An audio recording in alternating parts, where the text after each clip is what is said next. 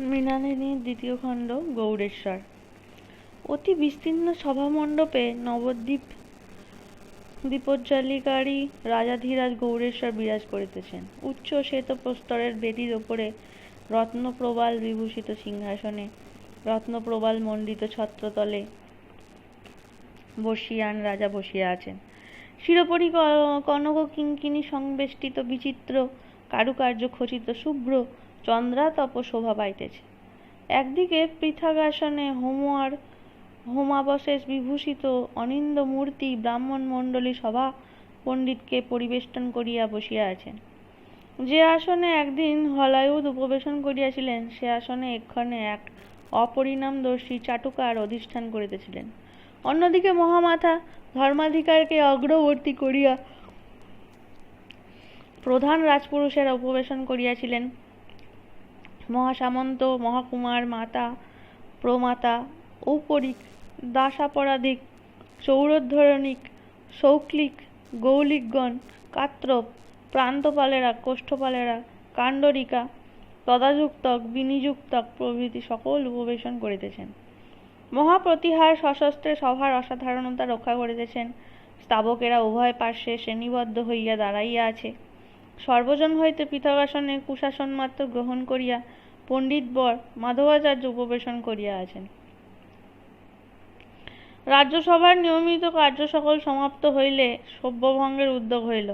তখন মাধবাচার্য রাজাকে সম্বোধন করিয়া কহিলেন, মহারাজ, ব্রাহ্মণেরা বাচালতা মার্জনা করিবেন। আপনি রাজনীতি বিশারদ। এক্ষণে ভূমণ্ডলে যত রাজগণ আছেন সর্বাপেক্ষা বহুদর্শী। প্রজাপালক আপনি আজন্ম রাজা। আপনার অবিদিত নাই যে শত্রু দমন রাজার প্রধান কর্ম। আপনি প্রবল শত্রু দমনের কি উপায় করিয়াছেন? রাজা কহিলেন, কি আজ্ঞা করিতেছেন? সকল কথা বর্ষিয়ান রাজার শ্রুতিসুলভ হয় নাই। মাধবাচার্যের পুনরুক্তির প্রতীক্ষা না করিয়া ধর্মাধিকার পশুপতি কহিলেন, মহারাজাধিরাজ, মাধবাচার্য রাজা সমীপে জিজ্ঞাসু হইয়াছেন যে রাজ শত্রু দমনের কি উপায় হইয়াছে। বঙ্গেশ্বরের কোন শত্রু এ পর্যন্ত দমিত হয় নাই, তাহা এখনো আচার্য ব্যক্ত করেন নাই। তিনি সবিশেষ বাচন করুন। মাধবাচার্য অল্প হাস্য করিয়া এবার অত্যুৎসারে কহিলেন, মহারাজ, তুর্কিয়ারা আজ্ঞাকর্ত প্রায় সমুদয় হস্তগত করিয়াছে। আপাতত তাহারা মগধ জয় করিয়া গৌড় রাজ্য আক্রমণের উদ্যোগ আছে। এবার কথা রাজার কর্ণে প্রবেশ লাভ করিল। তিনি কহিলেন, তুর্কি দিগের কথা বলিতেছেন? তুর্কিয়েরা কি আসিয়াছে? মাধবাচার্য কহিলেন, ঈশ্বর রক্ষা করিতেছেন, এখনো তাহারা এখানে আসে নাই। কিন্তু আসিলে আপনি কি প্রকারে তাহাদিগে নিবারণ করিবেন? রাজা কহিলেন, আমি কি করিব? আমার এই প্রাচীন শরীর, আমার যুদ্ধের উদ্যোগ সম্ভবে না। আমার এক্ষণে গঙ্গা লাভ হইলেই হয়। তুর্কিয়েরা আসুক। এ অদ্ভুত রাজবাক্য সমাপ্ত হইলে সভাস্থ সকলে নীরব হইল। কেবল মহাসামন্তের কোষ মধ্যস্থ অসি অকারণ ঈষৎ ঝনৎকার শব্দ করিল। অধিকাংশ ক্ষত্রিবর্গের মুখে কোনো ভাবই ব্যক্ত হইল না। মাধবাচার্যের চক্ষু হইতে এক বিন্দু অশ্রুপাত হইল। সভা পণ্ডিত দামোদর প্রথমে কথা কহিলেন, আচার্য, আপনি কি ক্ষুব্ধ হইলেন? যেরূপ রাজাজ্ঞা হইল ইহা শাস্ত্রসঙ্গত। শাস্ত্রে ঋষিবাক্য প্রযুক্ত আছে যে তুর্কিয়েরা এদেশ অধিকার করিবে। শাস্ত্রে আছে অবশ্য ঘটিবে, কাহার সাধ্য নিবারণ করে। তবে যুদ্ধোদ্যমে প্রয়োজন কি? মাধবাচার্য কহিলেন, ভালো সভাপণ্ডিত মহাশয়, একটা কথা জিজ্ঞাসা করি, আপনি এত যুক্তি কোন শাস্ত্রে দেখিয়াছেন? দামোদর কহিলেন, বিষ্ণু পুরাণে আছে। যথা থাকুক, বিষ্ণু পুরাণে আনিতে অনুমতি করুন। দেখান এরূপ উক্তি কোথায় আছে। দামো, আমি কি এতই ভ্রান্ত হইলাম? ভালো স্মরণ করিয়া দেখুন দেখি মনুতে এ কথা আছে কিনা। মাধব, গৌড়েশ্বরের সভাপণ্ডিত মানব ধর্মশাস্ত্রেরও কি পারদর্শী নহেন? দামো, কি জ্বালা, আপনি আমাকে বিহ্বল করিয়া তুলিলেন। আপনার সম্মুখে সরস্বতী বিমনা হয় না, আমি কোন ছাড়? আপনার সম্মুখে গ্রন্থের নাম স্মরণ হইবে না, কিন্তু কবিতাটা শ্রবণ করুন।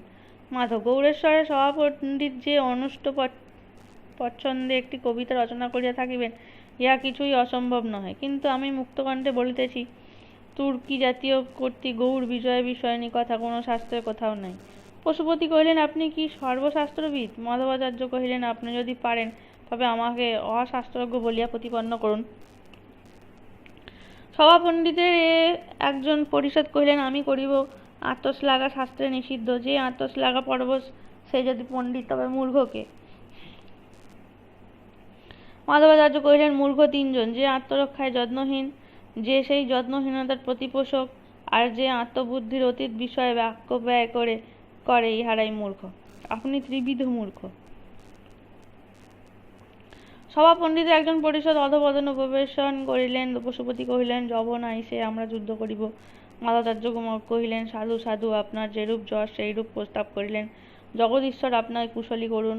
আমার কেবল এই জিজ্ঞাসা যে যদি যুদ্ধই অভিপ্রায়, তবে তাহার কি উদ্যোগ হইয়াছে?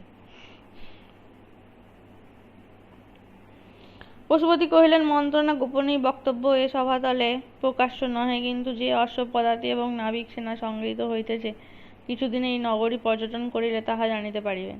মাধবাচার্য, কতক কতক জানিয়াছি, তবে এ প্রস্তাব করিতেছেন কেন? মাধব, প্রস্তাবের তাৎপর্য এই যে এক বীর পুরুষ এক্ষণে এখানে সমাগত হইয়াছেন। মগধের যুবরাজ হেমচন্দ্রের বীর্যের খ্যাতি শুনিয়া থাকিবেন। বিশেষ শুনিয়াছি, ইহাও শ্রুতই আছে যে তিনি মহাশয়ের শিষ্য। আপনি বলিতে পারিবেন যে ঈদৃশ বীর পুরুষের বাহুরক্ষিত মগধরাজ শত্রু হস্তগত হইলে কি প্রকারে? মাধব, যবন বিপ্লবের কালে যুবরাজ প্রবাসে ছিলেন, এইমাত্র কারণ। তিনি কি এক্ষণে নবদ্বীপে আগমন করিয়াছেন? মাধব, আসিয়াছেন। রাজ্য প্রহারক যবন এদেশে আগমন করিতেছে শুনিয়া এদেশে তাহাদিগের সহিত সংগ্রাম করিয়া দস্যুর দণ্ডবিধান করিবেন গৌড়রাজ, তাহার সঙ্গে সন্ধি স্থাপন করিয়া উভয়ে শত্রু বিনাশের চেষ্টা করিলে উভয়ের মঙ্গল। রাজবল্লভেরা অদ্বৈ তাহার পরিচর্যায় নিযুক্ত হইবে, তাহার নিবাসার্থ যথাসাধ্য বাসযোগ্য নির্দিষ্ট হইবে, সন্ধি নিবন্ধনের মন্ত্রণা যথাযোগ্য সময়ে স্থির হইবে, পরে রাজাজ্ঞায় সভাভঙ্গ হইল। দ্বিতীয় পরিচ্ছদ, কুসুম নির্মিতা। উপনগর প্রান্তে গঙ্গা তীরবর্তী এক অট্টালিকা হেমচন্দ্রের ব্যাসার্ধে রাজপুরুষেরা নির্দিষ্ট করিলেন। হেমচন্দ্র মাধবাচার্যের পরামর্শ অনুসারে সুরম্য অট্টালিকায় আবার সংস্থাপিত করিলেন। নবদ্বীপে জনার্দন নামে এক ব্রাহ্মণ বাস করিতেন। তিনি বয়োবাহুল্য প্রযুক্ত এবং শ্রবণেন্দ্রিয়ের হানি প্রযুক্ত সর্বতভাবে অসমর্থ, অথচ নিঃসহায়। তাহার সহধর্মিণীও প্রাচীনা এবং শক্তিহীনা। কিছুদিন হইল ইহাদিগের পর্ণকুটির প্রবল বার্তায় বিনাশপ্রাপ্ত হইয়াছিল। সেই অবধি ইহারা আশ্রয়ভাবে এই বৃহৎ পুরীর এক পার্শ্বে রাজপুরুষদিগের অনুমতি লইয়া বাস করিতেছিলেন। এক্ষণে কোনো রাজপুত্র আসিয়া তথায় বাস করিবেন শুনিয়া তাহারা পরাধিকার ত্যাগ করিয়া বাসান্তরের অন্বেষণে যাইবার উদ্যোগ করিতেছিলেন। হেমচন্দ্র উহা শুনিয়া দুঃখিত হইলেন, বিবেচনা করিলেন যে এই বৃহৎ ভবনে আমাদিগের উভয়েরই স্থান হইতে পারে, ব্রাহ্মণ কেন নিরাশ্রয় হইবেন? হেমচন্দ্র দিগ্বিজয়কে আজ্ঞা করিলেন, ব্রাহ্মণকে গৃহত্যাগ করিতে নিবারণ করো। ভৃত্য ঈষৎ হাস্য করিয়া কহিল, এ কার্য ভৃত্য দ্বারা সম্ভবে না। ব্রাহ্মণ ঠাকুর আমার কথা কানে তুলেন না। ব্রাহ্মণ বস্তুত অনেকেরই কথা কানে তুলেন না, কেননা তিনি বধির। হেমচন্দ্র ভাবিলেন, ব্রাহ্মণ অভিমান প্রযুক্ত ভৃত্যের আলাপ গ্রহণ করেন না, এই জন্য স্বয়ং তৎসম্ভাষণে গেলেন। ব্রাহ্মণকে প্রণাম করিলেন। জনার্দন আশীর্বাদ করিয়া জিজ্ঞাসা করিলেন, তুমি কে? হেমচন্দ্র, আমি আপনার ভৃত্য। জনার্দন, কি বলিলে, তোমার নাম রামকৃষ্ণ? হেমচন্দ্র অনুভব করিলেন ব্রাহ্মণের শ্রবণ শক্তি বড় প্রবল নহে, অতএব উচ্চতর স্বরে কহিলেন, আমার নাম হেমচন্দ্র, আমি ব্রাহ্মণের দাস। জনার্দন, ভালো ভালো, প্রথমে ভালো শুনিতে পাই নাই, তোমার নাম হনুমান দাস। হেমচন্দ্র মনে করিলেন নামের কথা দূর হোক, কার্য সাধন হইলেই হইল। বললেন, নবদ্বীপ অধিপতি এই অট্টালিকা, তিনি ইহা আমার বাসের জন্য নিযুক্ত করিয়াছেন। শুনিলাম আমার আশায় আপনি স্থান ত্যাগ করিতেছেন। জনার্দন, না, এখনো গঙ্গা স্নানে যায় না, এই স্নানের উদ্যোগ করিতেছি। হেমচন্দ্র, অতি উচ্চ ঈশ্বরের স্নান যথাসময় করিবেন। এখানে আমি এই অনুরোধ করিতে আসিয়াছি যে আপনি এ গৃহ ছাড়িয়া যাইবেন না। জনার্দন, গৃহে আহার করিব না, তোমার বাটিতে কি আদ্য সাধ্য? হেমচন্দ্র, ভালো, আহার আদির অভিলাষ করেন তাহারও উদ্যোগ হইবে। এক্ষণে যেরূপ এ বাড়িতে অবস্থিতি করিতেছেন সেইরূপই করুন। জনার্দন, ভালো ভালো, ব্রাহ্মণ ভোজন করাইলে দক্ষিণা তো আছেই, তা বলিতে হইবে না। তোমার বাড়ি কোথা? হেমচন্দ্র হতাশায় হইয়া প্রত্যাবর্তন করিতেছিলেন, এমন সময় পশ্চাৎ হইতে কে তাহার উত্তরীয় ধরিয়া টানিল। হেমচন্দ্র ফিরিয়া দেখিলেন, দেখিয়া প্রথম মুহূর্তে তাহার বোধ হইল সম্মুখে একখানি কুসুম নির্মিতা দেবী প্রতিমা।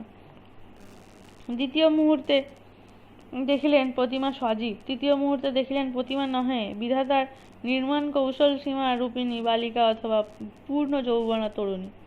বালিকা না তরুণী, ইহা হেমচন্দ্র তাহাকে দেখিয়া নিশ্চিত করিতে পারিলেন না। বিনা নিন্দিত সুরে সুন্দরী কহিলেন, তুমি পিতামহকে কি বলিতেছিলে? তোমার কথা উনি শুনিতে পাইবেন কেন? হেমচন্দ্র কহিলেন, তাহা তো পাইলেন না দেখিলাম, তুমি কে? বালিকা বলিল, আমি মনোরমা। হেমচন্দ্র, ইনি তোমার পিতামহ? মনোরমা, তুমি পিতামহকে কি বলিতেছিলে? হেমচন্দ্র, শুনিলাম ইনি গৃহে ত্যাগ করিয়া যাইবার উদ্যোগ করিতেছেন, আমি তাই নিবারণ করিতে আসিয়াছি।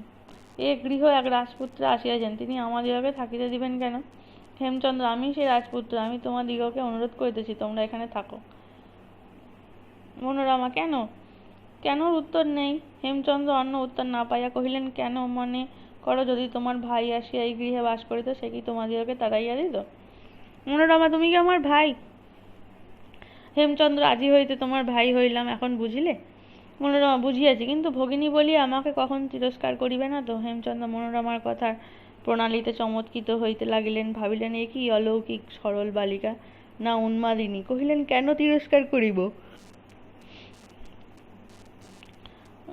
হেমচন্দ্র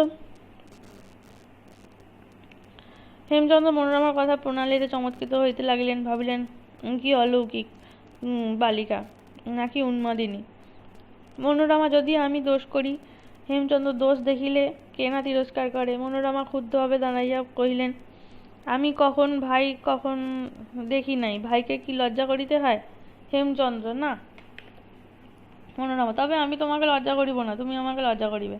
হেমচন্দ্র হাসিলেন, কহিলেন, আমার বক্তব্য তোমার পিতামহকে জানাইতে পারিলাম না, তাহার উপায় কি? মনোরমা, আমি বলিতেছি। এই বলিয়া মনোরমা মৃদু মৃদু স্বরে জনার্দনের নিকট হেমচন্দ্রের অভিপ্রায় জানাইলেন। হেমচন্দ্র দেখিয়া বিস্মিত হইলেন যে মনোরমা সেই মৃদু কথা বধিরের বোধগম্য হইল। ব্রাহ্মণ আনন্দিত হইয়া রাজপুত্রকে আশীর্বাদ করিলেন এবং কহিলেন, মনোরমা, ব্রাহ্মণীকে বলো রাজপুত্র তাহার নাতি হইলেন, আশীর্বাদ করুন। এই বলিয়া ব্রাহ্মণ স্বয়ং ব্রাহ্মণী বলিয়া ডাকিতে লাগিলেন। ব্রাহ্মণী তখন স্থানান্তরে গৃহকার্যে ব্যাপৃত ছিলেন, ডাক শুনিতে পাইলেন না। ব্রাহ্মণ অসন্তুষ্ট হইয়া বলিলেন, ব্রাহ্মণীর ওই বড় দোষ, কানে কম শোনেন। তৃতীয় পরিচ্ছেদ পরবর্তী পর্যায়ে।